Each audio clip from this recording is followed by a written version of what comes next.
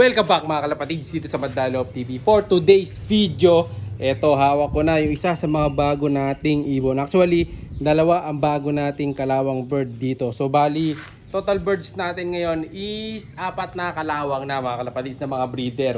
So ito yung isa doon, ito yung hen na isang nakuha natin. Ayan, napakagandang ibon mga kalapatids. So Muleman din lahi nito, pure Muleman. Ayan yung bagwis sa ilalim. Sa ilalim maputi no. Di ko sure kung bakit puti yung ilalim ng bagwis niya, pero okay yung ano nito. Bagwis niya maganda, mahaba oh. Dito puti din. Ayan, pero hindi naman siya yung grizzle na kalawang. Kalawang lang talaga siyang kalawang.